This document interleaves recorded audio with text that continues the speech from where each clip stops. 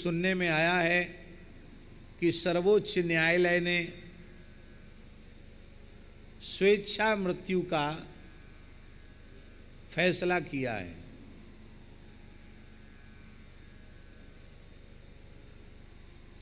विदेश में तो शायद पहले से ही था कि कोई व्यक्ति अपने जीवन से परेशान है तो स्वेच्छापूर्वक मृत्यु का वर्ण कर सकता है, लेकिन हमारे वैदिक सनातन हिंदू धर्मशास्त्र के अनुसार स्वेच्छा मृत्यु का कोई विधान नहीं है। यह देव दुर्लभ मनुष्य जन्म भगवान ने अत्यंत कृपापूर्वक, अहेतु की कृपापूर्वक हमें प्रदान किया है। पता नहीं हमारे जीवन की कौन सी श्वास भगवत स्मृति कराने वाली बन जाए और वह श्वास हमें आवागमन के चक्र से मुक्त कर दे, नहीं कहा जा सकता।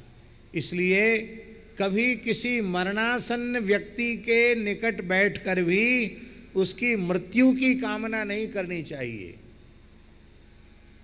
उसको श्रीमद् भगवद गीता सुनाओ, उसे विष्णु सहस्त्रनाम सुनाओ, उसे भगवन नाम सुनाओ, उसे भगवत चरणामृत दे, उसे गंगाजल मुख में दो, उसके परलोक में के निमित्त दान पुण्य उसके निमित्त करो, ये तो अच्छी बात है, लेकिन वो मर जाए ऐसी कामना कभी नहीं कर।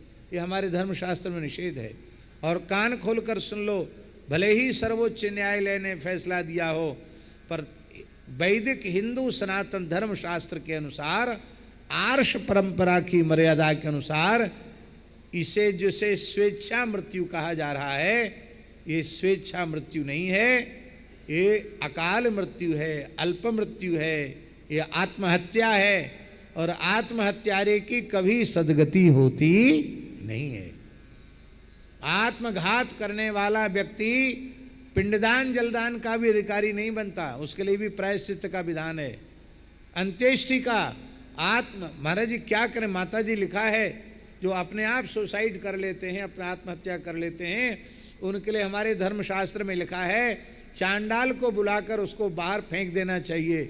जिस व्यक्ति ने इस देव दुर्लभ भगवान की कृति को नष्ट किया है वो अंत्येष्टि का भी अधिकारी नहीं है।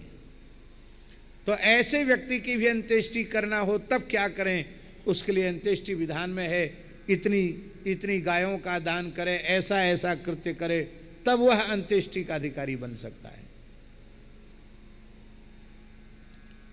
आत्महत्या का विधान नहीं है।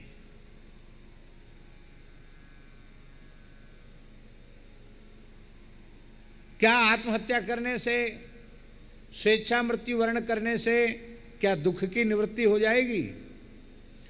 अरे दुख की निवृत्ति तो अज्ञान की निवृत्ति से होगी, अविद्या की निवृत्ति होगी, अज्ञान की निवृत्ति होगी, मोह की निवृत्ति होगी तो दुख की निवृत्ति होगी। विशुद्ध ज्ञान की प्राप्ति होगी, विशुद्धा रसरूपा प्रेम लक्षणा भक्ति की प्राप्ति होगी, तब दुख की निवृत्ति होगी। भगवत चरणारविंद की प्राप्ति होगी, तब दुख की निवृत्ति होगी। और आत्महत्या करने से दुख की निवृत्ति होगी। आत्महत्यारे तो भयंकर प्रेत योनि में जाते हैं। लेकिन क्या कहें, जो न्याय के सर्वोच्च आसन पर बैठे हुए लोग हैं, उनकी न तो हिंदू धर्मशास्त्र में श्रद्धा है, वे भी पाश्चात्य सभ्यता के अनुकरण करने वाले लोग हैं। इसलिए सनातन धर्म के सर्वथा विरुद्ध फैसले लगातार होते चले जाते हैं। कभी समलैंगिकता का समर्थन करते हैं तो कभी स्वेच्छा मृत्यु का समर्थन करते हैं। भगवान जाने क्या क्या ऊट पटांग हैं सर्वोच्च न्याय के आसन पर बैठे हुए। लेकिन धोखे से कभी कोई राम मंदिर जैसा न्याय हो जाए तो हो जाए, अन्यथा इनसे न्याय की कोई आशा नहीं है। यद्यपि हमको महात्माओं ने कहा कि ये सब बात आप मत बोला करो, बड़े संकट का काम है, लेकिन क्या करें महाराज, धर्मशास्त्र की मर्यादा के विरुद्ध कोई बात सुनने में देखने में आती है, उससे मन को बहुत पीड़ा होती है।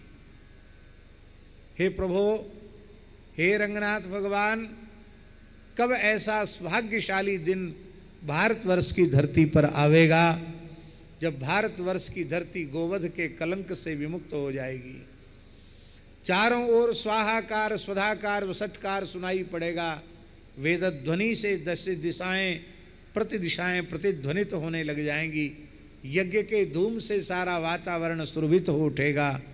कब ऐसा अवसर आवेगा जब सभी लोग भगवान के भक्त हो जाएंगे, गोवंश सुखी और स्वस्थ हो जाएगा, वर्ण व्यवस्था और आश्रम व्यवस्था अपने स्वरूप में प्रतिष्ठित हो जाएगी। इसके बिना जीव सुखी होने वाला नहीं है।